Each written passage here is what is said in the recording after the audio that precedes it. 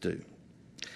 The tenants proposal and the landlord licensing proposal, and I would note that private landlords who rent individually was deliberately left out of the 2023 legislation, so that councils would have an opportunity to step into the gap.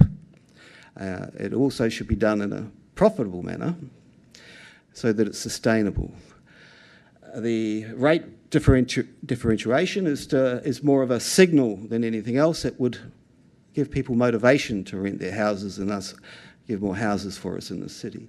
The big one, and I appreciate that you all wanted me to speak predominantly on that, but the documents themselves outline the opportunity, allows for community involvement in the amalgamation of land and the sharing of the profits. It allows for a far more democratic and equitable means of the development that needs to happen. Now, as I said, Mr. Chair, I would need about half an hour. I think you can appreciate now why that is. Thank you, David. I will allow one or two questions, so if anyone's got a question for David. Ms. Mayor. Thank you for your document and also for your presentation today, David. Just on the differential rating policy, obviously you've mentioned a couple of cases like Vancouver where it has worked pretty well. I guess we've also got an issue in the CBD with vacant commercial properties, but some of your ideas, I guess, around the exclusions, for example, you just kind of mentioned, that's probably where I see some issue, because when I look through that, you could pretty much, everyone could get out of it by claiming an exclusion. So, is that based on what other people have done, other countries, and has it worked, or are they a lot stricter around that? It's vacant, so you pay. As I understand it. Oh, sorry, just your mic. Oh. As I understand it, you need to harden up with that kind of thing. You need to define evidence, what people would need to do to produce evidence to verify their claims. There's a great deal of misbehaviour in the rental markets. There's a great deal of misrepresentation. People will always provide what's in their greatest self-interest. Again, the idea is the most important thing in terms of sending a signal. Just as back in 2007 or 2008 with the great financial crisis, we put $900 in everyone's kick to keep the tills open. That was because economic depression and recession is more of an emotional reaction to people's spending habits in the first instance than anything else. It then snowballs. But you need to send the message. Now, people can claim exemptions or desire them, but if you knock them back, the real cost, I guess, in terms of judgment for a council to take it on, is what's the political fallout. Well, it's been my experience when you make a hard step in terms of politics that there's a lot of storm and fire for a while, but then it pretty much goes. It just becomes part of the accepted paradigm. Thank you, David. One last question, anyone? No? Thank you, David. Thank you for your submission, and we'll look further into that as we go forward.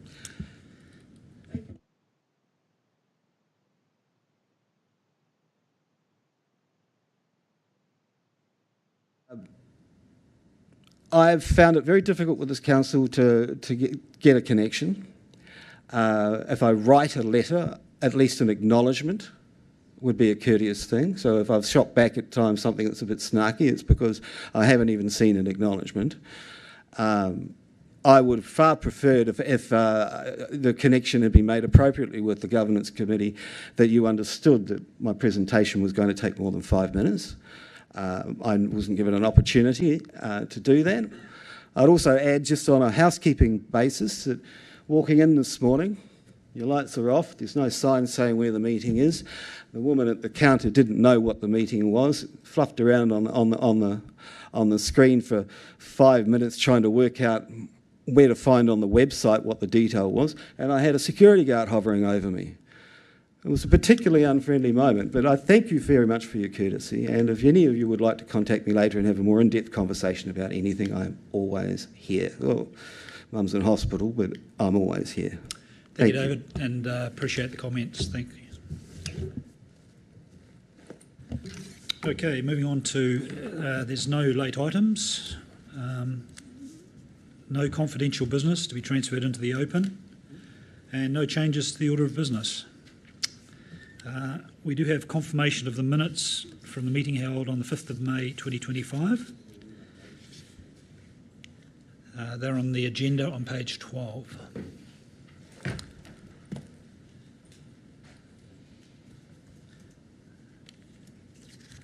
Can I ask for a mover and a seconder that the minutes of the City Futures Committee meeting held on the 5th of May 2025 be confirmed as a true and correct record? Thank you, Councillor Roseboom. Seconder, Councillor Baker, thank you. Any? No? All those in favour? Against? Carried, thank you.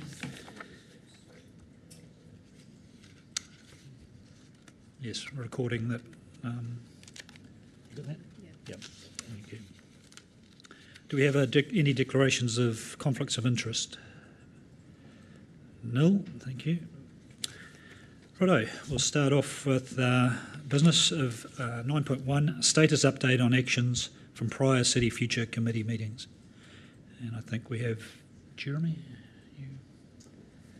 I would simply just say that this is compiled by us, but there's obviously a bunch of different suppliers of information. So if you've got specific questions, we'll work out who the right person is to answer it. Thank you. So does anybody have any questions about Deputy Mayor? Thank you. I just, there's a closed item that suggests we got an email from Christine Jones on the 27th of May. I went back to try to find that. It maybe didn't come from Christine, but could we just have that table again, please? Thank you. So that was on... Page 24. Yes, second one. Thank you.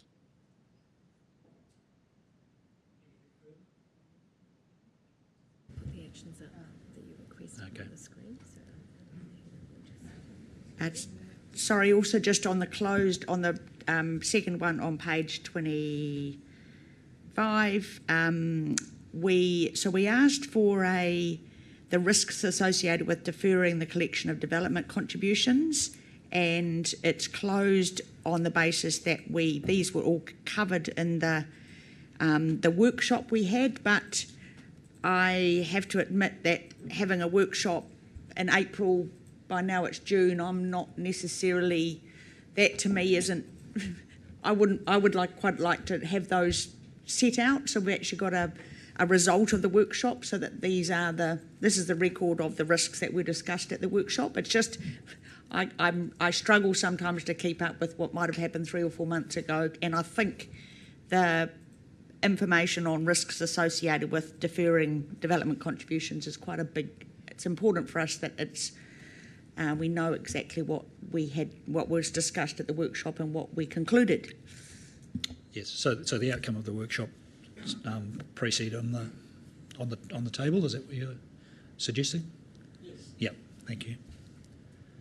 So Or at least as an attachment, so that Yep. and then to say, and yes, it's included so and so in Stella, so that we know for when we're looking at it again. Okay. Just to allow us to be educated and catch up with the information. Thank you. So we've got those 2 actions. Are we good to go? We'll just record those while they're fresh in our mind. And the other thing, I didn't go back to the minutes and check that those actions were brought in. I'm assuming somebody did. Yep.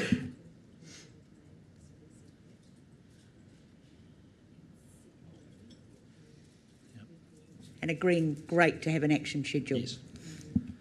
Yeah, no, definitely concur. It's good process. Anyone have anything further on the action schedule?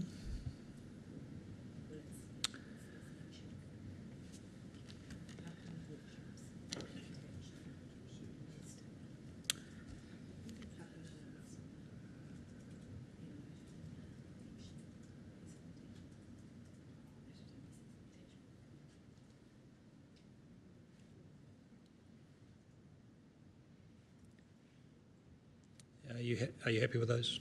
No? You good?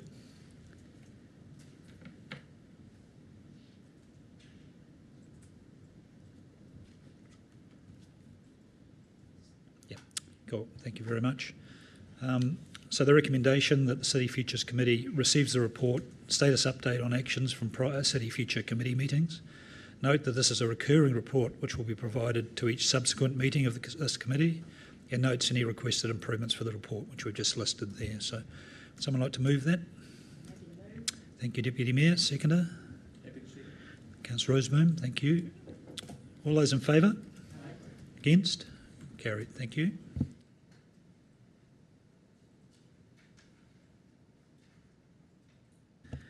We move on now to 9.2, overview assessment of alternative transport connections to Tumu. And I think we've got Andy and Brad. Welcome. Good morning. Guess we're in your hands about how you want us to go through this report. We can give you a brief overview if you like, or just take it as read and answer questions. But maybe first I'll just introduce Brad, in case you don't know him. So Brad Bellamy is principal planner on my team, and he's the lead planner on the Tumu project. Thank you. I think we're good to take it as a read. So does anyone want to kick off the questioning? Mr. Mayor, always first. No, thank you. I just had a question around the Kaituna link, and obviously in the recommendation, it's saying let's use it as a possible future transport connection, but let's not continue any more work. My question is, if a developer is prepared to go through and look at it and pay for it and do it, what are we losing by allowing them to continue down that route? So certainly there's no harm in that, and I guess we weren't suggesting that we wouldn't be supportive of that. Well, that's not the intention of how we wrote the paper.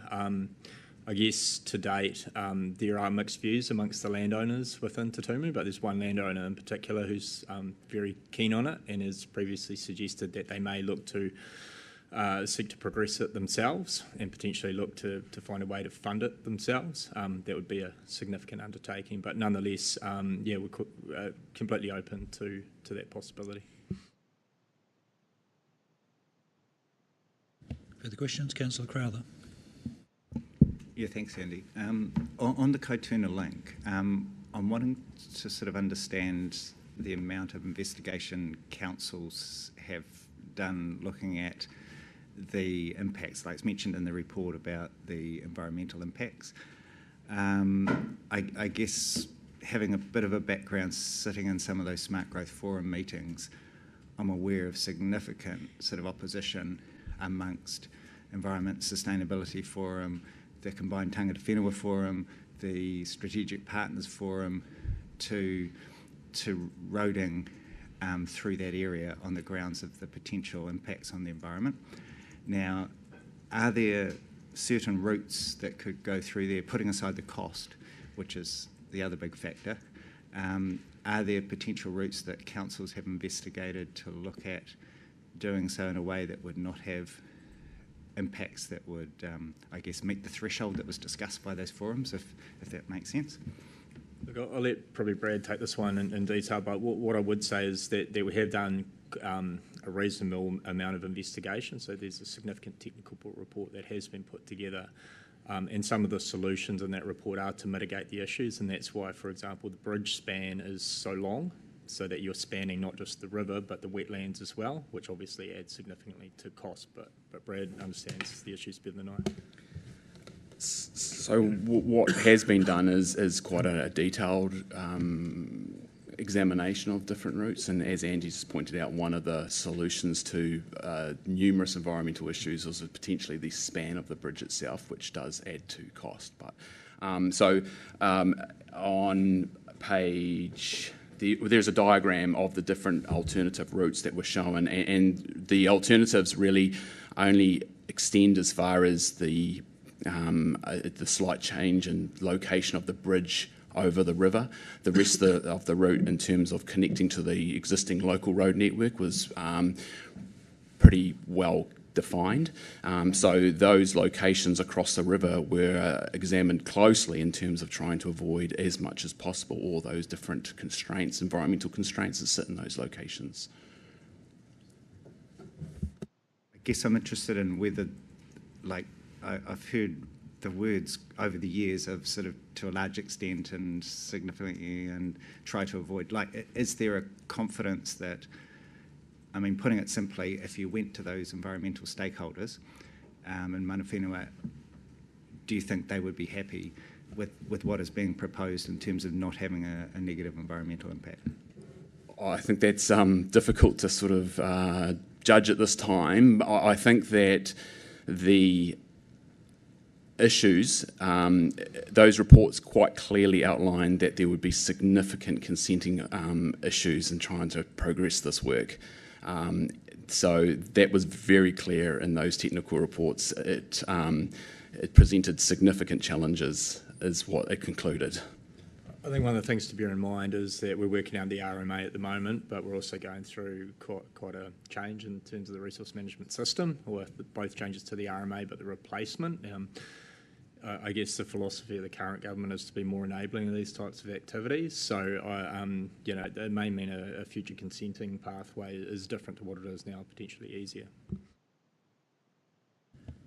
Councillor Morris. Thank you, Mr. Chair, and thank you for the speed in which this paper was put together from the previous committee resolution. Really much appreciated, and thank you for the detail that's in there. Just a question around recommendation C, and I appreciate the preface comments at the beginning of the paper around the openness to work with developers around that alternate access should they wish to fund it. What would that look like from a Tauranga City Council perspective in terms of progressing some of those aspirations? The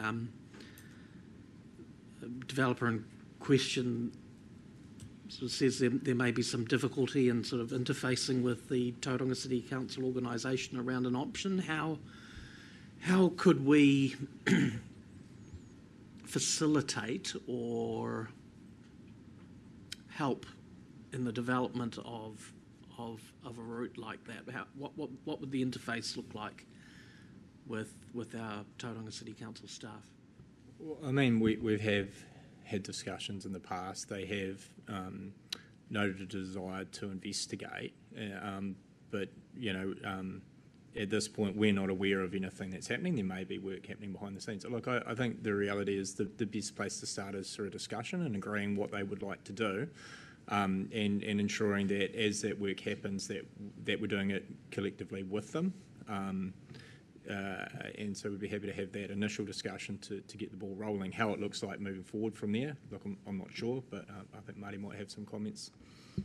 Through the Chair, Andy, it might be worth also explaining the partnership arrangement that we've had with the partners since the early 2000s, where any work, technical work, has been co-funded by all of the partners. And so it's not as if we haven't been working with. In fact, to the opposite, we have been. And so this is just another piece of work which I mean, we've invested in, came to a conclusion about the potential for it being developed, and have a view which may be different to the developers. But certainly if they want to continue to invest in options and explore the possibility, we would continue to work with them.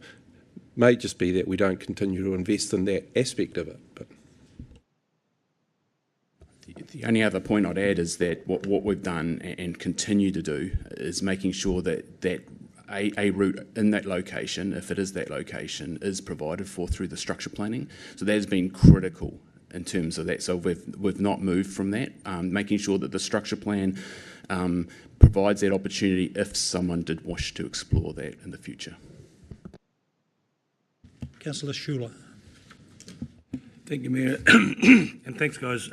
Great report to bring us all up to speed, get our heads around it. Just on paragraph 35, and just on harping on Kaituna Link as well, the modelling suggested limited use, 6,000 foot. Gee, I was having trouble with my bloody words today. Sorry, apologies. 6,400 to 10,000, and way less than the two other main routes in. That modelling, did that include any potential for a suburb or something in the Western Bay area out there? And if it did, would that change that viability of that modelling? Yeah, so the modelling was based on the settlement pattern, the proposed current and future growth that is would have been in smart growth at that point in time. So it would have had the Rangiru Business Park, obviously the Te Puke Township and the growth out there, which are the main two urban areas in the east, but not the idea of a new residential-based township in the Eastern Corridor. Certainly if there was a new town out there or a new suburb out there of some scale, obviously it would become more of an attractive destination. And I think that's what's reflected in the traffic modelling, that most people want to get back to the city or get to the town centre at Wairaki, and that's why they don't sort of want to go in the other direction. So that certainly could change things, and I guess one of the reasons why we want to sort of future-proof for that option in the future, because there is obviously talk about that happening. Deputy Mayor. Thank you, Chair. So just a question on point 12 in the background, page something. Just you talk about the transport system allowing accessible travel for all modes. So when change of government in terms of supporting all modes, can you just confirm what all modes covers and whether that is changes or that's always what we're looking at? So in terms of this type of area, we're talking about cars, we're talking about public transport, we're talking about walking and cycling predominantly. And so just when government policy changes in terms of supporting those modes, how does that impact our planning? Look, I guess the key thing at the moment and for some time is NZTA haven't been investing in these types of greenfield corridors. So it doesn't really matter what the government policy statement for transport suggests, whether it's more car-based as it is at the moment, or under the previous government where it was focused on cycling and public transport. We don't get any money out of it to build roads into Tumu, and we're not likely to moving forward unless there's some substantive changes. So I guess transport planning is based on what's best for the city, what the best way of moving people is currently and in the future for an area like that. Councillor Morris. Thank you. Just in terms of the wider infrastructure, wastewater and water provision, but largely wastewater, how do we ensure that we're not getting in the way of any alternatives that may be proposed by developers? Of course, the last thing we want is kind of like Westgate, where there's a bad smell for the neighbours there in Auckland. But how do we maintain an openness to consider these things and not just the long network of pipes back to Tauranga? Yeah, so I guess the resolution that we're responding to here has two parts, the transport piece but the wastewater piece, and so there will be a separate report coming to the next committee meeting around wastewater which will address that very question. I think the planning to date, which, you know, based on work in the past, agreed amongst, you know, the partners on this project, including the landowners, was around reticulation of wastewater back to Tauranga. But that's becoming increasingly difficult due to cost and time frame and broader financial constraints. So there needs to be an openness to looking at alternative solutions, and there is some money budgeted next financial year to do that. And we understand at least some of the landowners are already doing some initial thinking of their own on that. So we need to bring that all together and like I say, we'll report back on that. We can have that discussion as well. I think if you look at your broader question about the other infrastructure, water supply is much less of a constraint because quite a lot of development can happen based on the current water supply network that's built in Wairaki, and a lot of the future connectivity, additional investment is cheaper, more simple for water supply. But the other big issue we have in terms of unlocking development into Tumu is the stormwater network and the need at the moment to deliver the Kaituna stormwater overflow from the Wairaki stream to the Kaituna River. So that's like the third piece of the puzzle around infrastructure, and we will bring some further thoughts back around that as well in the next report. Mr. Mayor. Yeah, just having a look at Google Maps, because we're talking about the wetland area. And have we explored any options without going through the wetland area? I just noticed, you know, if you basically went straight down to Timu Road, for example, there's a whole lot of farmland there that seems to avoid the wetlands completely. Has that been explored? The premise of all the investigations have been towards the eastern end, more so in terms of the map that's shown in there. I don't believe they've done any more investigation to the left or to the west, and I think geotechnically that's proving quite a challenge in and around those areas as well. Well, but to the east of the wetland area, there's about, I don't know, 500 metres of farmland that goes directly to the river. I'll show you.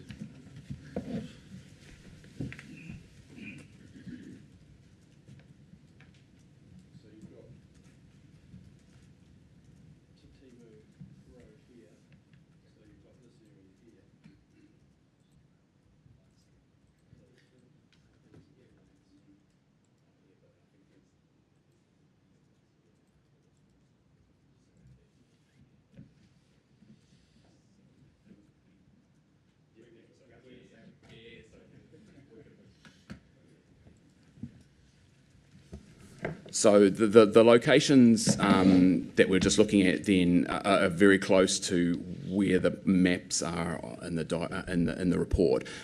So ecologically, there's one layer of constraints, and then there is archaeological as well as cultural elements as well. So I think what they were trying to do originally was bring like a whole lot of jigsaw puzzle pieces together to find where there is a location of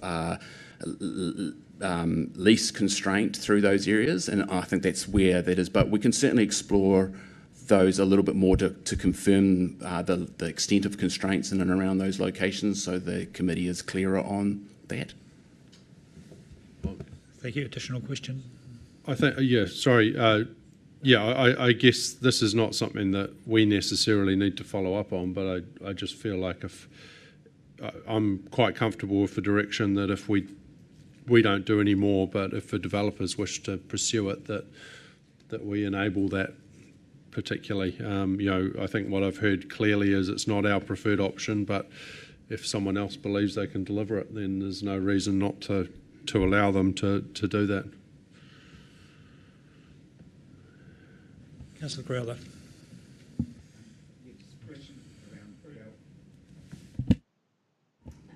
A question around Bell Road.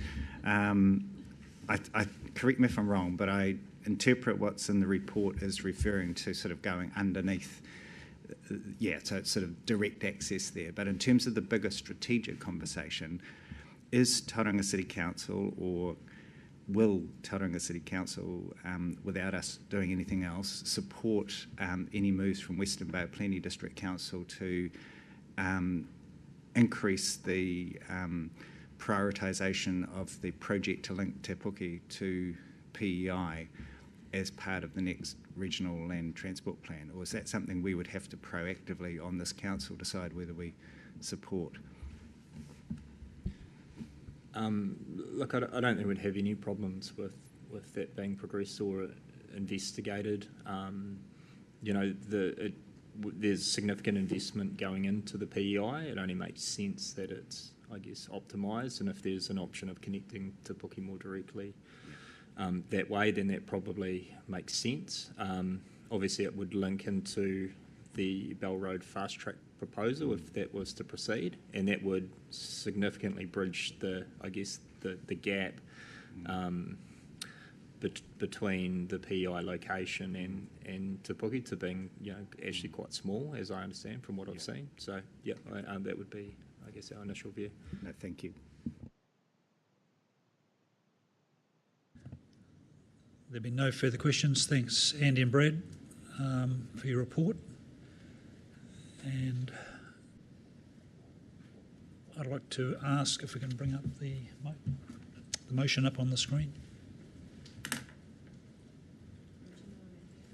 So we have an original and we have an amendment that Councillor Morris has suggested. So in the attempt to try and save some time, I won't read that out in full. But do you want to speak to the amendment? A, B, new C and D. Do we have a seconder for that? I'll have you support the new C. Councillor Rosenbaum, thank you.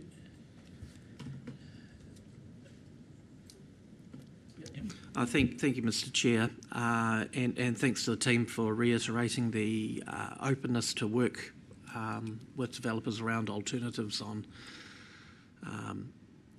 a development which is pretty critical to the city in terms of providing for housing, but also providing for jobs in terms of construction as well, which is critical. In terms of alternate access to Te Tumu, I would say that the lessons learned around the development of Papamoa back in the 70s and beyond is that 3 roads are better than 2. And I certainly, long time in the future, my successor, I wouldn't like them to be looking back at my tenure or council and saying that we missed an opportunity to provide an additional link. That being said, such an additional link should be rightly funded by those who are wishing to develop, but I think that we shouldn't stand in the way of that. We should be enabling. So the new resolution C that I've put up there retains 95% of the original C, but I think is just a little bit more enabling in its language, and I think it reflects the conversation we've had with officers this morning. And I'll leave it at that. Thank you.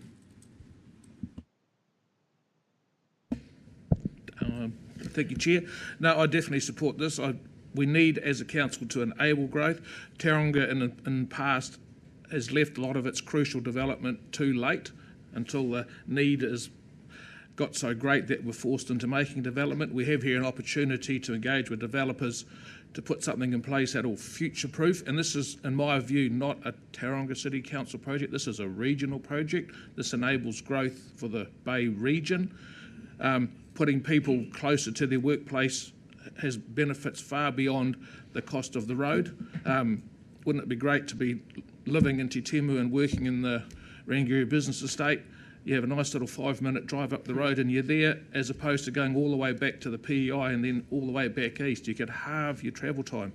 Just think how efficient we could become, how much more productive we could become as a society if we could reduce the amount of time spent travelling to and from somewhere. So I'm definitely support of this. I think this is also an opportunity for central government to jump on board, and I promote the GST sharing option here. This is a brand new development with a brand new roading infrastructure going in place, and it's an ideal place with a clean sheet for our central government colleagues to get on board with us and start doing some GST sharing, because on a growth project of this scale, with potentially 8,000 to 9,000 homes being built, the GST generated would more than cover the infrastructure bill that will be required to put in place here. So I suggest we start knocking on doors and getting more collaboration with our fellow council in Central Wellington around supporting us and our endeavours to meet Minister Chris Bishop's ambitious growth plans for this region. Thank you. Thank you, Councillor. Some great points there. Do we have anyone else? Mr. Mayor? Yeah, I'd just like to reiterate some of those comments. I think there's a opportunity here. Certainly don't want to stop people looking at options. It's who's us to say that something is or isn't good. As we've heard, if it came off and they could deliver it, I think it's a great asset to Timu. Obviously, we want to enable growth and make sure that we do everything we can to make sure these things happen, understanding that we do have a big constrained balance sheet at the moment. So I'm very supportive if that cost is going to be borne outside of council. I don't think we've got anything to lose by supporting a private entity going and exploring options, just knowing that it's not our priority and we won't be funding it. But I think we've got to find new ways of delivering these things, and Te Timu's a great something we've spoken about for 20 years, and now it's let's do everything we can to enable it. Councillor Crowther. I will support this. I guess I have hesitation in terms of being aware that there was such strong feelings about the roading through that part of the corridor from the former smart growth forums, and being aware that this council proactively disestablished those forums to take away the voice of community stakeholders in regards to that. So I think there is some kind of obligation, given that now the Tangata Whenua Forum is basically the only voice for the environment that's left, that we pick that up and we actually look at this very closely at every step, because I'm sure there'll be a strong incentive, as you've heard from some of my colleagues, to push through growth, but there's always the trade-off, and I think we need to look at what we're actually doing here, whether we're getting the outcomes that the smart growth strategy is pushing. And to me, it's been quite clear over the years that the advice we've got, and we got it today, was that this is not an important link. I do hear Councillor Morris's point, but I guess it all depends what the next step in the development of the Eastern Corridor is after Te Tumu, assuming that goes ahead, because it could be a different scenario to further down in Papamoa and Wairaki. I do, however, think that there's a huge amount to be gained by supporting any Western Bay Plenty Council initiatives around Bell Road connection through to PEI. Ultimately, if the smart growth connected centres model is going to work, and we have the Sands as the sort of city centre for the east, then Te Puke needs to be connected there, and it needs to be connected directly if we're going to have anything like the public transport uptake that has been suggested by smart growth. And I don't know if that's realistic. I think it depends a lot on government policy, but I think that would be a really helpful thing to lift up. I know there are moves from some councillors at the Western Bay Plenty Council to elevate that up into the regional plan. There's strong support from Te Puke community organisations. So I would love to see our council be proactive on that and try to do something that will be both a link for resilience, for time savings, and for public and active transport connectivity between the Papamoa coastal area and the growing Te Puke urban centre. Councillor Rolleston. Thank you, Mr. Chair. Yes, I support this, but I actually probably more noting recommendation D. And as most know, I had an earlier career here in council, and this was being discussed, and that was a long time ago. So it's good to see the progress. I just want to reiterate that it's a real opportunity to create some opportunities on that Māori land. I know negotiations are advanced, and I know from the connections that I have out in the Māori community, there's some genuine excitement about this opportunity and what it actually might bring. So I'm looking forward to the about how those are actually progressing, because reading through the report there's been pauses and stops, and I don't want to say anything more other than that. I think it provides a real opportunity both for the city and for the Māori interests that are involved. Thank you. Thank you. Further discussion? If no further discussion, I'll put the motion. All those in favour? Against? Carried. Thank you.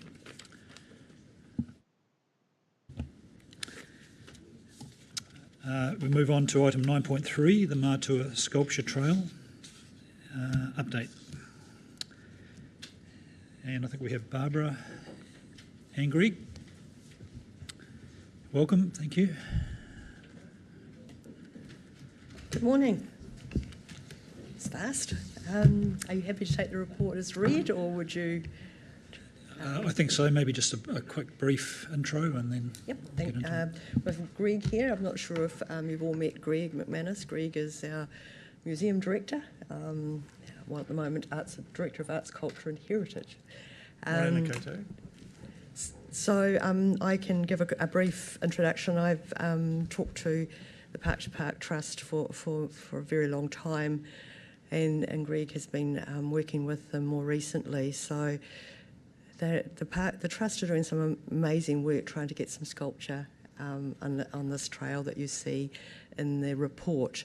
It's been a bit slow and it is difficult for them, but we've been as helpful as we can be. So Ali, who works for Greg, is working with the Trust to assist them to understand what they need to put forward a robust application to us. And you'll see in the report that our Clint, one of our design landscape people, has put together a lot of information about possible sites. I do want to note the possible sites. Certainly there needs to be community and mana whenua consultation when the Trust decide what site they would like to focus on. At this point, those are possible sites for the Trust to consider, as opposed to us saying this is where you must go. But also, I think the document outlines some possible sites for them and then gives some of the work that they need to do to confirm that that site is the most appropriate site for whatever the art piece is going to be. So I think that, yep, that's the introduction.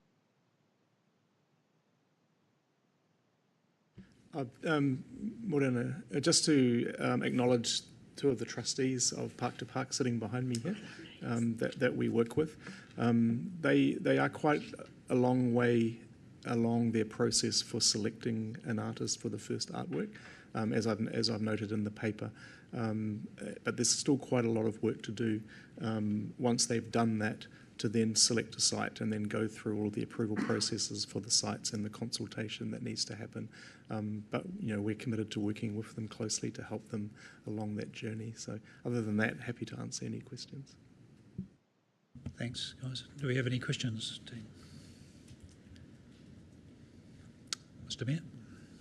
I just had a question around consenting, because they talk about resource consent and building consent, etc. for these. I'm just trying to understand what that's likely to entail, and is in a situation like that, is this an unnecessary part of it? Is there a way around those processes that seems to just add cost for no reason?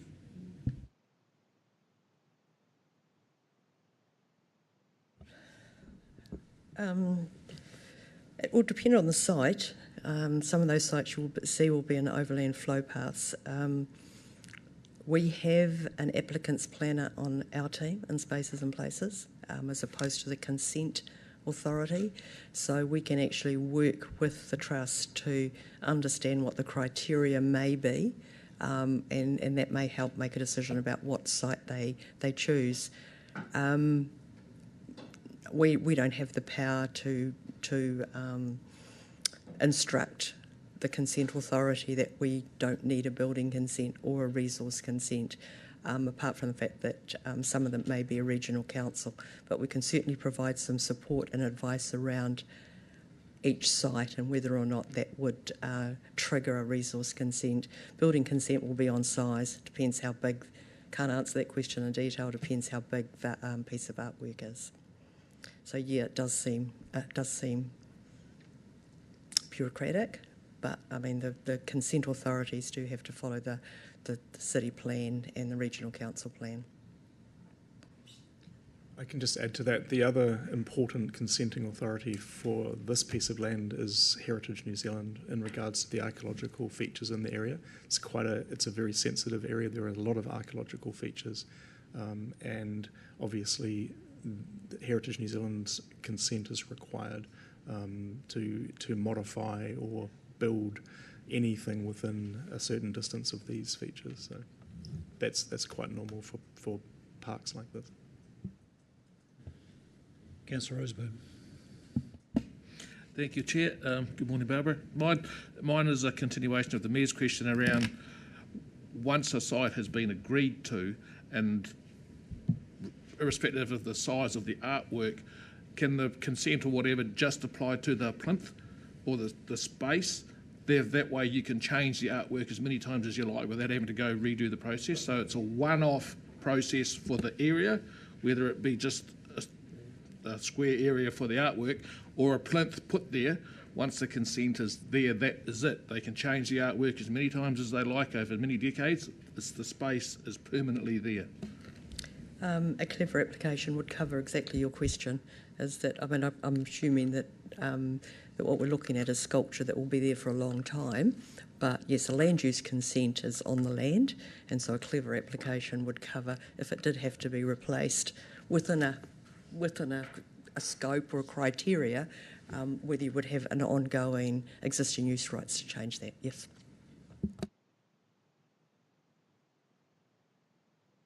Councillor Crowther. Yeah, thank you. I'm just wondering, in terms of the engagement or consultation with mana whenua, there's the three different hapu who are involved.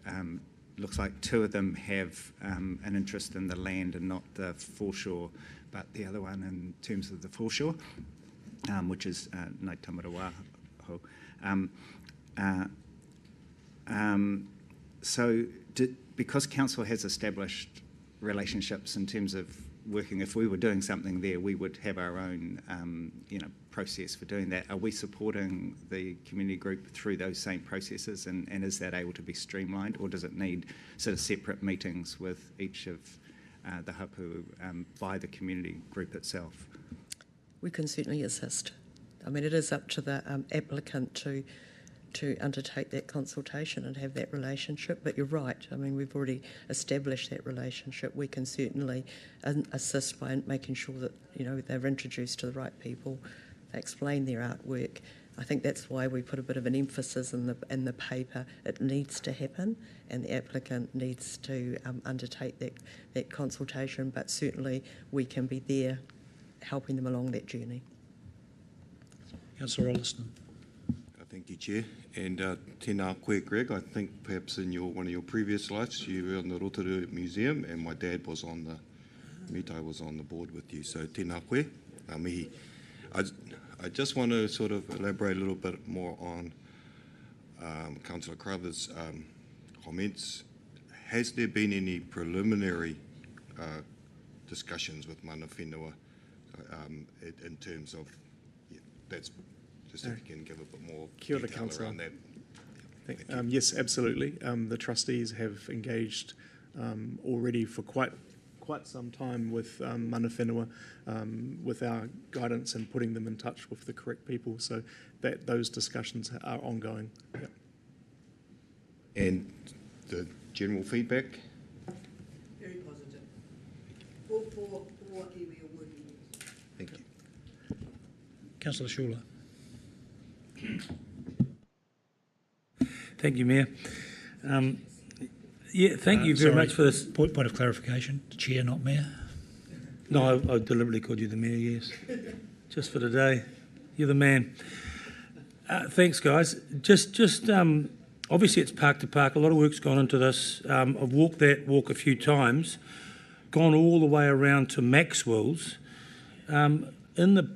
And obviously, just looking at it, it would be nice to enhance the whole area. You know, the people are going to walk. I mean, some people will walk Ferguson to Coolum, but some would obviously go further. And you've got a fairly dense number of sites along the way. No consideration was given to stretching that out and going the whole way, because it would be.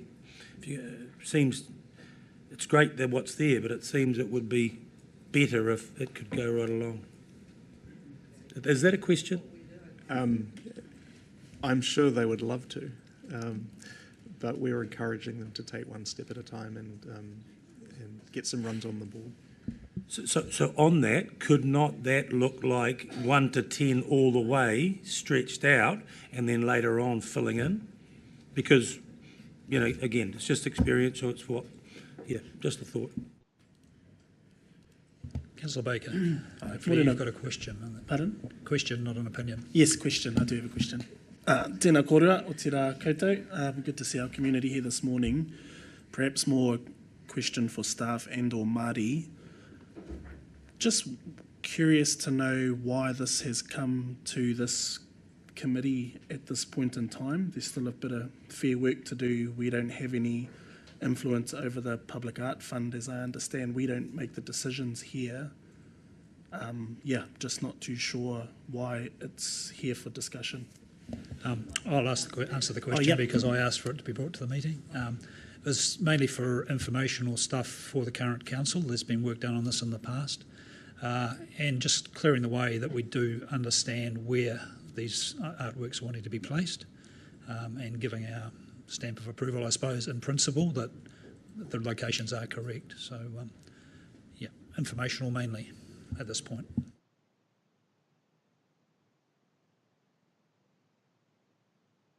Any further questions?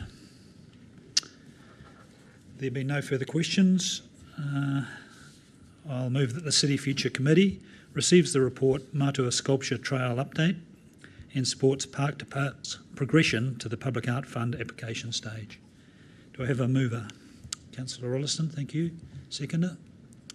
Too many to choose from. Councillor Schuler. Councillor Crowther. Thanks.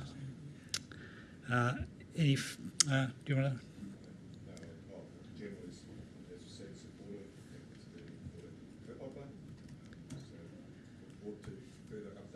As they progress. Thank you. Councillor Crowther. Yeah, I'd support this initiative and think that it's something which, to me, looks like it's going to enhance right along that foreshore. There is a plan that they have right from the city end right through.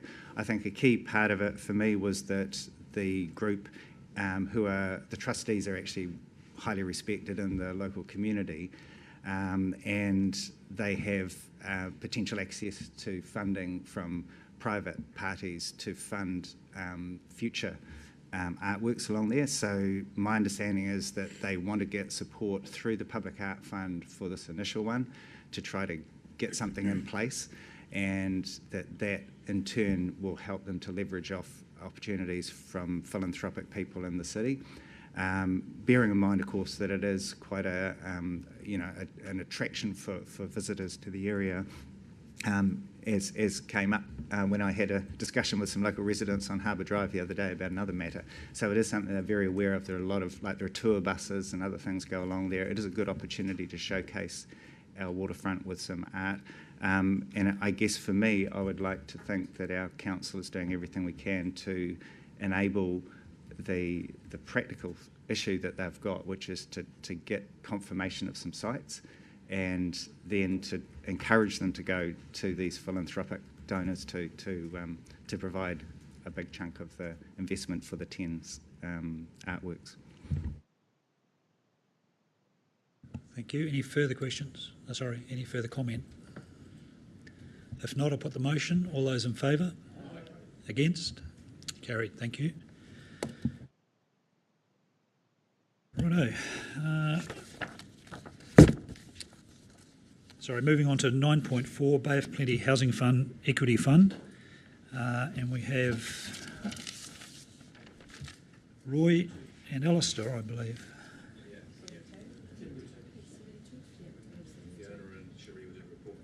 Oh, sorry, guys. I've just got my thing out of kilter here.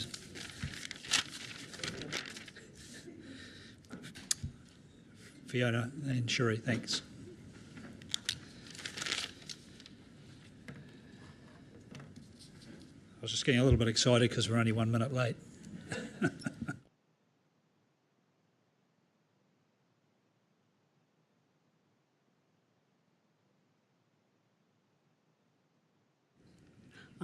Sorry, I was pushing the wrong button there. Morena, my name's Fiona Nalder. I'm a Principal Strategic Advisor. I work under Jeremy. So this report, Hef, is just to give you a bit of background about the Bay of Plenty Housing Equity Fund. We do have Roy Thompson and Alistair Rhodes in the room who will be leading a workshop next. So Roy is the co-founder and managing director of New Ground Capital, who manage the Bay of Plenty Housing Equity Fund, and we have Alistair Rhodes, who is the chief executive of Bay Trust and the chair of the board for their Housing Equity Fund. So Cherie and I are here if you would like to ask any questions about our decision to invest in the fund or our financial contributions. And Roy and Alistair are probably best placed to answer questions about the fund itself and how it operates day to day and the portfolio of projects it's investing in, especially in Tauranga. And we will take the report as read, and we're here for any questions. Thank you, team. So do we have any questions for the team first?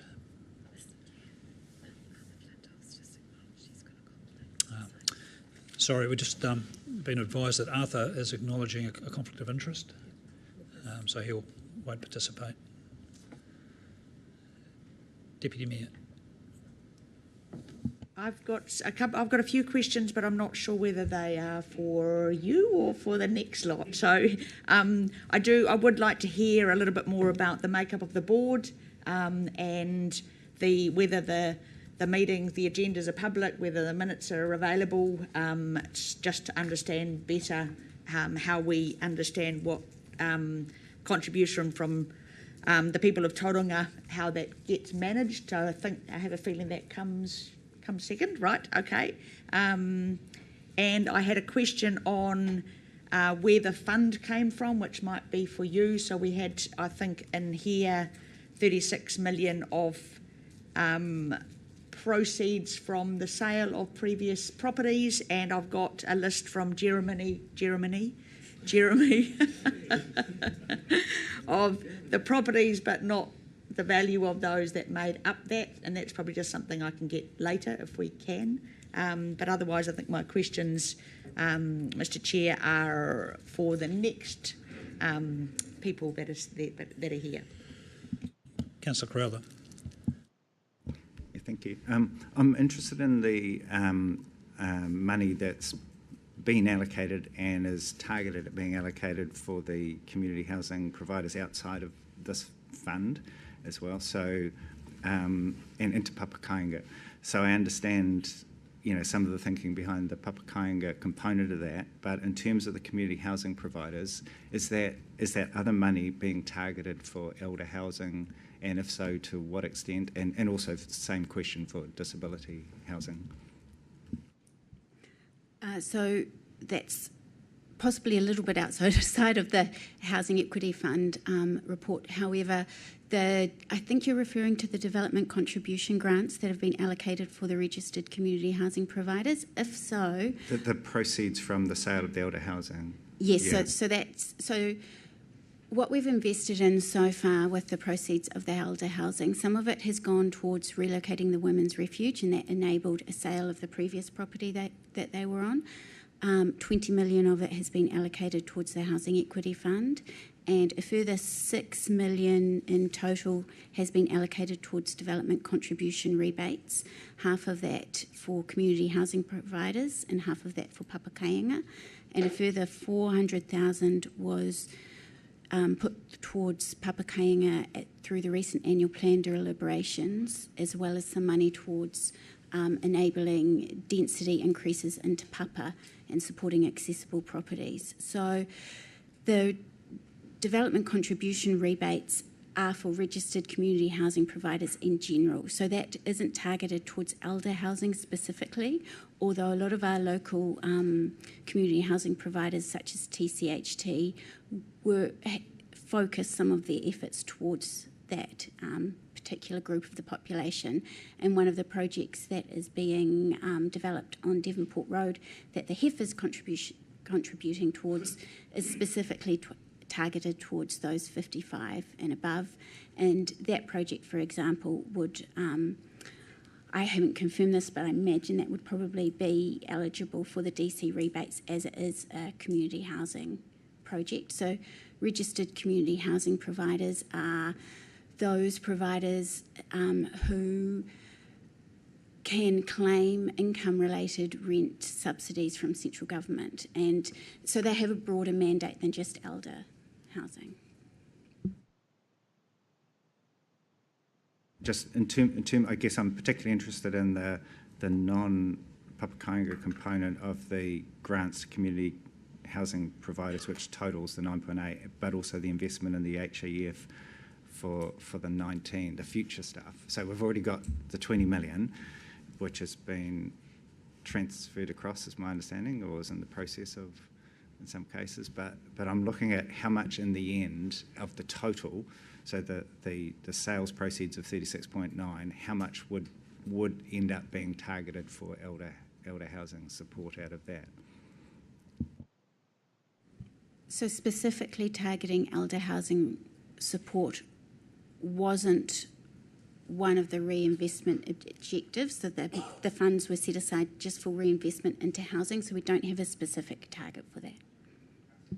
To Chief Exec, I guess, Marty, in the resolutions, and certainly in the community feedback and the discussions, the elder housing was specifically mentioned, and so the commissioners effectively led with that in public comments that are saying that it wouldn't be taking away from elder housing, it would be enhancing it. I don't know if that was a quote, so I don't want to say that was a quote, but that was the impression that people got. So I guess it does seem like a little bit of a blunt way of doing that, to say the least. Do you have any assurance that the sort of the promise made to the community will be able to come through from, if we're not actually proactively targeting elder housing as part of where the money actually goes? Well, I think through the chair, I think we'd have to go back and look at the resolutions and the minutes and the discussion and any public information that was available at the time, but ultimately a decision was made to reinvest in housing, to increase housing supply without a specific focus on elder housing. So I'm quite happy to go back and pull all the information out and review that. I think that'd be helpful through the chair, because it does seem, it's been called a bait and switch by people in the community. So I think it'd be good to come out with a view on whether that was the case. And I know when looking at Councillor Morris, and when his council initiated that, the discussion included whether we, as a council, gift those properties, elder housing properties, to a community housing provider and basically just allow access to the subsidy, which is the whole issue. The only reason council sold them was because of the subsidy, the law, central government not changing the law around the subsidy. So that's kind of the starting point, I think, for a lot of people in the community. So it'd be good to track through so that there is full transparency around at what point did that shift. Thank you, Councillor. We'll put that on the list as an action point. So perhaps there was one point, I think, to make on this, and the fact that there were already existing tenants, and part of the transaction, I think, required Kāinga Ora to maintain and support those residents. All of the tenants who were currently living in the elder housing villages at time of sale were guaranteed permanent tenancy, and one of the advantages for us in selling to Kāinga Ora over a registered community housing provider was that those tenants were immediately able to access income-related rent, whereas if we had sold them to a registered community housing provider versus central government, they wouldn't have been able to access that subsidy.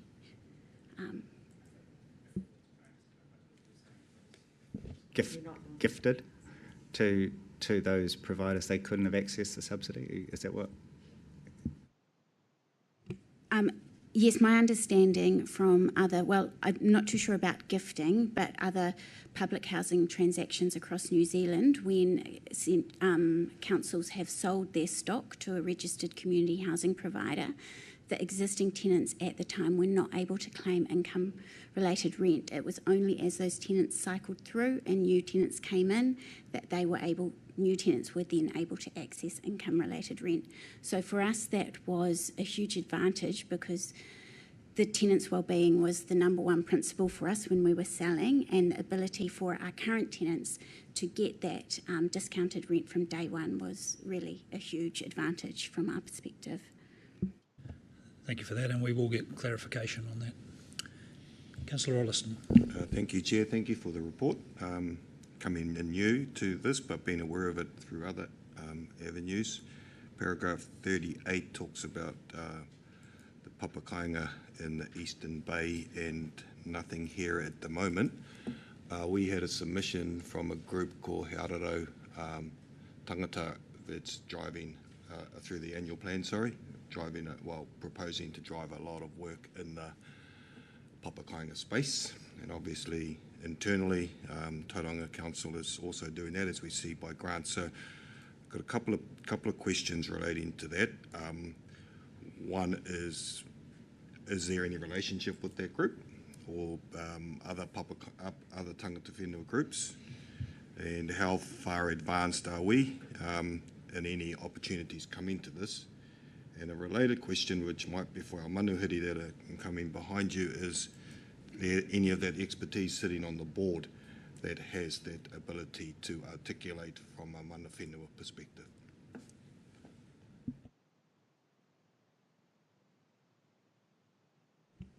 Thank you. I might leave all of those questions for our next speakers. They'll be best placed to answer those.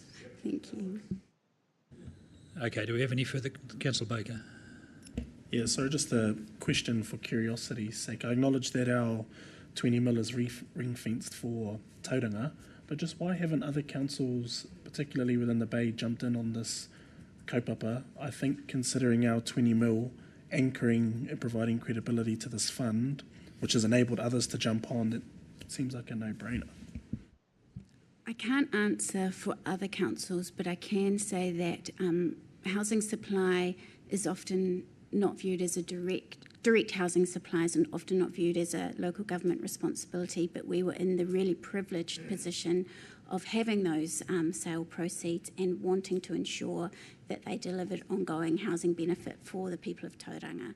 So whereas I suppose if you were maybe another council, you would be deciding between investing money into this and maybe investing into other core activities.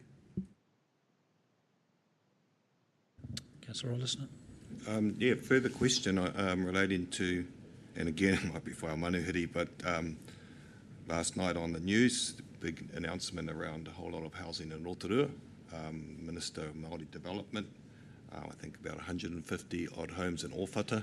So I guess my question is, central government, where do they fit in all of this? Because I've seen a lot of it in the Papakainga that they are, and I know subsequent governments have changed, but I guess that's the broad question, seeing that in Rotorua.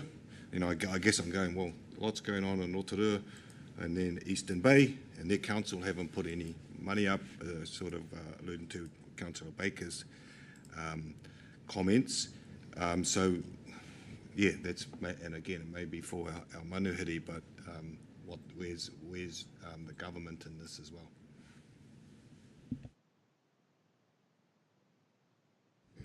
Yes, I think I'll leave that one for the next party to talk to. Thank you. Right, do we have any last questions for the team? Thank you, Fiona and Cherie. Righto, now we'll ask Roy and Alistair to come forward. Sorry. Do you want to do the timetable report first of all? It's just we've got some relevant questions probably that Oh, okay. I'd like to just get those tidied up. So we'll start with Deputy Mayor Schulter. You had a question for the guys? Oh, that's Twice today. 2 lolly jars. Kia ora. So I think I've given you some warning of my screen's just died. So really just would be great to have a outline, please, of how the trust set up.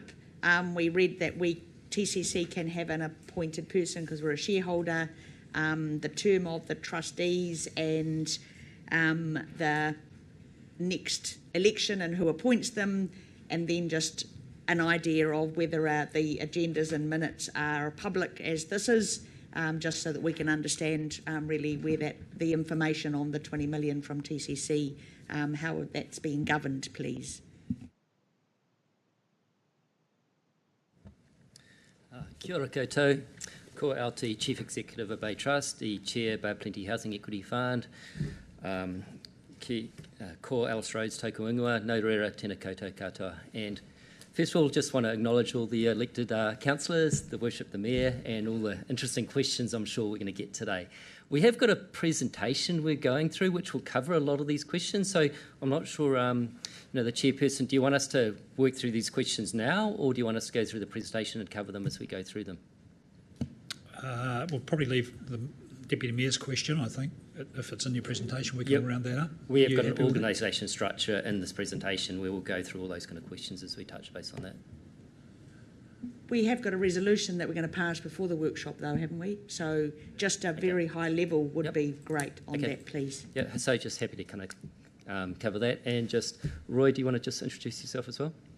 Yeah, kia ora koutou. Roy Thompson, I'm Managing Director and Co-Founder of Newground Capital. And as Fiona mentioned, my firm is the investment manager of the fund itself. Thanks, Roy. So just to kind of cover those points, so the Bay Plenty Housing Equity Fund is a separate standalone structure in its own right. We've got a board of effectively 6 directors, and one of them is here, Christine Ralph, that I'm sure many of you would actually know. And so the way it's set up in the structure, it's actually a PI fund structure, which is a very tax-efficient structure in terms of a number of the founding shareholders are effectively kind of charities. And so it's structured with 6 directors. The manager of the fund has 2 appointment rights. At the moment, that's going to be occupied by Brian Collins and Tamarapa Lloyd. And then the founding shareholders, so there's 6 effectively initial founding shareholders, so ourselves, Rotorua Trust, Bay Trust, TECT, TCC and New Zealand Green Investment Fund. We have a collective right to appoint 4 of those 6 directors on that board, including the kind of the chairperson. So at the moment, it's not an individual right. So TCC does not have an individual right to appoint a single person on that. It's a collective right of those founding shareholders operating together. And those rights, it's very much a skills-based board. So at the moment, in terms of that board, there's Brian Donnelly. A few people might know Brian Donnelly. He's kind of known as the godfather of housing in New Zealand. So if you ever want to talk about from a national perspective, he was working very closely with Bill English on the KO, the HUD reform, ex-CEO of the NZ Housing Foundation. So he's very much appointed from his understanding of nationally what's happening in the kind of housing space. A second appointment we've got at the moment is Christine Ralph. She's ex-Becker, Smart Growth, and a lot of people in the Tauranga region will kind of know her quite well. Again, a kind of skills-based appointment. And then we have got myself, so my background, a lawyer and accountant by training, CEO of Bay Trust, have strong relationships with those other founding shareholders. I also sit on Emerge Aotearoa, which is one of the 5 biggest community housing providers in New Zealand, and the chair of the Impact Investing Network, so I understand how to make a positive impact with your investments and a commercial kind of return. And then we had Mana Newton. So many people might know Mana Newton. He's CEO Tauhara North Trust in Rotorua, expertise in kind of Māori housing in particular. He's just stepped aside a month ago just to his, he's got too many other commitments in terms of his current kind of role. And we're looking to replace him with Anna Morrison, who is, really strong in governance, really good, strong in impact, and really good connections through our Māori, communities across the Bay Plenty kind of region as well. So there's effectively, 4 of us that are founding shareholder appointments on that board. The terms, effectively, it's still in the establishment phase. We've been up and running for a year, but we're just working through that, and it's likely going to be maximum of 9 years, so 3 terms of kind of 2 years each, but there's no formal election cycle and everything at this stage. It's very much every year we do a skill-based review of the skill and diversity on the board, look at what skill sets we're missing and make sure we've got the appropriate kind of people on the board at this stage. In terms of as I said, effectively it's a private structure, so it's not public, the meetings, the minutes, etc., not publicly available, but every quarter a detailed update goes out to all the founding shareholders, and obviously, we're pretty transparent with everything we do, so for the founding shareholders of TCC came to us and said, oh look, we'd like to get some information on why that decision was made, we're very open and transparent in terms of all that kind of information at the same time. And then underneath that board, there is an investment committee. And so the investment committee currently comprises 3 people, which is Johnny from Newground Capital. We've got Monty Basket, who's a commercial lawyer based in the Bar Plenty region, a lot of expertise in the space. And then Wayne Knox, based out in Katikati, who's the ex-CEO of TP, which is the Māori Housing Authority. Te Marapihi. So that's the investment committee, so everything goes through the investment committee. And the other unique thing about the structure is the founding shareholders each have a kind of like almost I'd call it a soft veto right. So if we're ever going to be doing a deal, say in the Tauranga region, we'll go out, structure the deal, this is what it looks like, the financials, the impact, and then we go to each of those kind of founding shareholders that invest in the region. So at the moment that would effectively be in Tauranga region, it would be Tauranga City Council, TECT and Bay Trust, and say this is what the deal looks like. Does this really fit in terms of your long-term understanding what the community needs are for this type of housing in the region? So each of the founding shareholders kind of have almost like a veto right in terms of making sure those deals really align with the intentions as well. And that's probably a unique bit about the fund structure. Great. Thanks for the answer. And I think, are you happy with that? Yep. I've just got one last thing. Yep. 2 last things. But so just in terms of the structure of the board, so you're appointing yourselves without a election cycle. So it's a $60 million fund. I just wonder if that's good governance, not to actually say you're deciding on a skills matrix that somebody else is a better appointment. So when we initially established that kind of board, we went out to all the 6 founding shareholders and very much said, look, it's a skill-based kind of board, and work through with them, who are the appropriate people to kind of establish kind of that board. And part of that establishment, which we're just working through, is to look at actually those kind of term lengths and how, what skills and diversity we need kind of going forward. When we look to, replace Mana Newton on the board, again, we kind of do that skill set analysis, the skill and diversity review, and then we went out to the founding shareholders and said, look, actually based on this, these are the people, this is the requirements we're looking for, this is the skill sets and diversity we're looking for. We gathered any names in from those people to see actually if we actually, who in all our networks and our contacts, including all the founding shareholders, knew people that would meet those skill sets. We got in that kind of process about 10 or 15 good names. If we didn't, we would have gone and advertised further, through things like, appoint better boards or IRD to find the right people to actually get onto the kind of the board. And then we'd go back and just check, because it is a founding shareholder collective right, we'd check with those founding shareholders and make sure we've got at least 4 of those 6 founding shareholders agree with that process. So it's not really us appointing ourselves, the founding shareholders do confirm those appointments as well. Okay, I still have a little bit of concern that appointments are made by the existing, but I'll leave that. So Marty, who is the person from TCC who accepts the appointments, please, and therefore is the point of contact? And what delegation do they have to make decisions on the 20 million? Well, just in terms of the appointments, it would be something that we would bring to council in association with the other partners. So it's a collective appointment process of which council would be able to provide input. Is that right with Anna Morrison? Yeah, so that change? So where we're at with that stage is we've circulated a couple of preferred candidates for the positions we've got at the moment, just to make sure that the founding shareholders look like there's no objection from that perspective. Then we'll go out like we're just doing at the moment, the reference checking, the due diligence, the credit, the criminal checks and all that kind of process. Once that's completed, we'll create a formal kind of, basically a formal resolution that will go out to all the founding shareholders, that will send it through to our contacts at TCC, and I imagine Fiona and Cherie will send it through to whatever process to sign it off from your side of things as well. But as Marty said, it's a collective collective right. Yeah, and so the other part of the question was, at time of investment, there are generally certain conditions, well, there are conditions associated with our investment into the trust, which are negotiated and must be adhered to and kept as part of any investment by the trust. Yeah. And it's up to really TCC and their own processes. As we said, at TECT, for example, would go to TECT and say, look, here's the opportunity in the Tauranga region that you're looking to co-invest alongside TCC and Bay Trust into. They might decide that that's up to Wayne, the CEO, to make the call on that, or he might decide to take it to the board. So it's really up to TCC, whether that's delegated to the staff kind of level or it needs to kind of come back to some extent. The only thing I'd say about that is a lot of these deals are kind of, quite time dependent as well. And so, it's probably something that needs to be a relatively kind of quick process, turning around that decision and within, what would you say, Roy, a couple of weeks, really? Yeah, depending on the time frames involved, obviously. Some of them are also a little sensitive. Clearly, there's commercial sensitivity attached to some of these deals. We can do things in public and private. Yeah. So, Marty, I still don't know. So who has the delegation to make the decisions as TCC in regard anything that happens at HEF, please?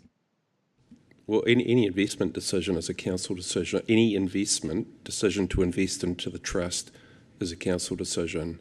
There are conditions associated with that investment, generally in terms of the outcomes that are required. So, but that 20 million has already been invested, so that decision has been made. So who now, if the trust comes back, who are they talking to? If they say we've got a $3 million investment we want to make and these are the outcomes, who makes a decision that yes, that's okay from a TCC perspective? the board of the trust. No, from a TCC perspective. So what I think Jen's alluding to is there's that founding shareholders that doesn't look at the financials of that deal, but looks at, is that deal in alignment with their community understanding of the need for that type of thing. At the moment, our key contact is effectively Christine Jones. Mm-hmm. But how that comes through is Marty's, yeah. Well, I don't know that as a council would get involved in specific investments. So that's just in respect to the impact aspect. So not the financial decisions, that's a recommendation by the investment committee. But as Alistair mentioned before, to make sure that we're, every sub-region around the Bay of Plenty obviously has different housing drivers. So when we were co-designing the fund together with the founding shareholders, we wanted to put in place a process that made sure that we as the investment manager wasn't sort of going off reservation in respect to the sub-region's housing priorities. So the decision at that time was that before we take a deal to the investment committee, it goes out to the local founding shareholders, which for Tauranga is obviously TCC, Bay Trust and TECT, just really to say, here's what we're looking at. Does this look and feel consistent from your perspective with the impact objectives of the fund? So in other words, are we delivering new housing that's relatively affordable to people in need? So it's really just a little check and balance in the process. Right, I think we probably know where we're at on this. We can discuss it further perhaps later, Jen. Emmy, are you happy with your answer for your question? My questions earlier? Yeah, I think you've sort of... I think there was the question around the... is there any relationship with other bodies, I suppose? I think you've probably part answered the question around I think you have with the mana whenua on the board. And then there was the question around the government, where they might sit. Before I just want to elaborate a little bit more on what Jen said. I think the mana whenua is important. I'm still seeing a little bit of a gap in Tauranga moana, given our significant contribution. Whether that's you, I'm not sure. But I'm hearing Mana Newton and I'm hearing Anna Morrison, huge respect for them. But you've got to be at the table as well. So I suppose that's a comment. The questions are, is there any relationship with the body that I mentioned? And do we still try and unlock government funding, particularly for Papakainga? Yes, so I think in addition to the board members, there's also Wayne Knox, who's an important representative from mana whenua perspective on the investment committee. So the investment committee, we have Jonathan Holden from Newgroundside, who's really, I guess, the financial specialist on that team. Monty Basket, ex-Holden and Beckett from a legal perspective, and then Wayne Knox. So Wayne was previously the chief executive of Te Matapihi, and for anybody who doesn't know, Te Matapihi is the equivalent in mana whenua space to community housing, Aotearoa. So he's an experienced advocate, I guess, for Māori housing, and brings a lot of cultural sensitivities to the investment committee decisions. We are engaged with Te Araro Tangata.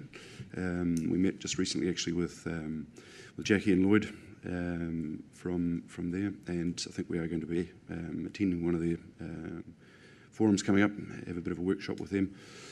As well as Tane Brot, who I think is doing some work with council and different groups. We're working with Te Whitanui Marae Trust at the moment on a Papakainga that they are involved in, and various other groups around Tauranga.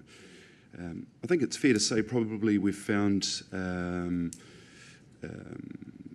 a little bit more difficult to make the connections with iwi and Māori housing organisations in and around Tauranga than the rest of the Bay of Plenty, but I think Te Araro Tangata is going to help us a lot with that. And just to add to that, and Roy will talk about this later on, a lot of that $20 million commitment is also locked up in the Smiths Farm opportunity, so 13 of that 20 million, so it's that we have to kind of work through the implications of that. But one thing this fund has got, it's like what we know in this region is there's a massive opportunity to do, housing developments on Māori land, but we know the big 4 or 5 commercial banks will not lend on that Māori land because they want to take security. So we've actually created looking to create a quite an innovative financial structure within the fund, so the security is over the fund as a whole, not necessarily over some of those individual components, which means it's actually easier for us to do developments on multiple owned Māori land than a lot of other funds and structures as well. So that's really built into our DNA of what we're trying to do at the fund.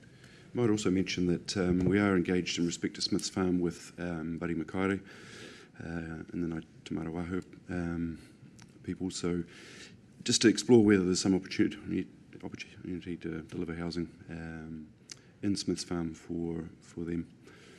And that's the kind of thing that we're doing all around with all of these projects, looking to sort of connect different groups that are all trying to achieve similar things, really.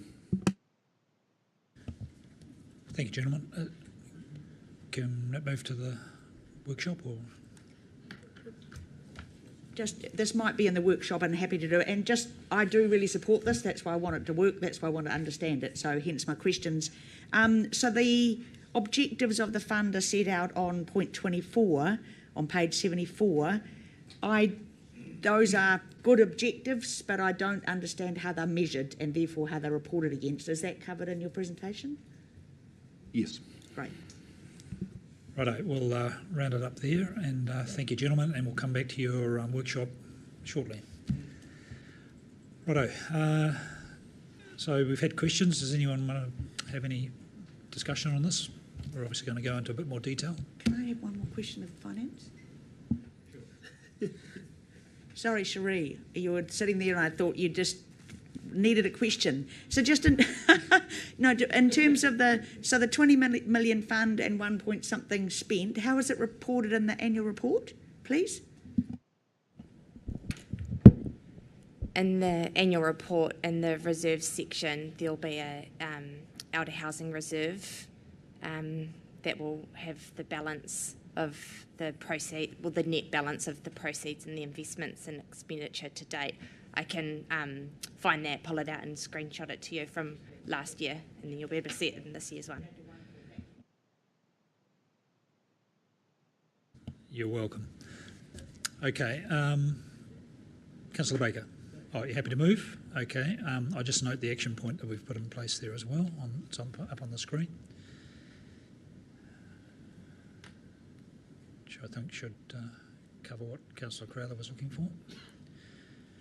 Righto, so the recommendation is that the City Future Committee receives the report, Bay of Plenty Housing Equity Fund. Moved Councillor Baker, seconder.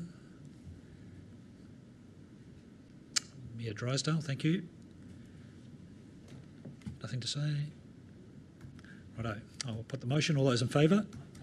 Against? Carried, thank you. Righto, we'll just wind up the meeting and then we'll go into workshop mode after having a small break. So there's no late items, so nothing to discuss there. And if I can ask Councillor Morris to close us off with a karakia, please. Sure, thank you, Mr Chair. He inoi tātou. Kia tātou katoa te atawhai o tō tātou ariki a ihu karaiti me te aroha o te atua me te whiwhi na tahitanga ki te wairua tapu ake, amene. Thank you, Steve. Close the meeting and we will take a 10-minute break. If we could be back here at 11:20, please, and we'll go into workshop mode.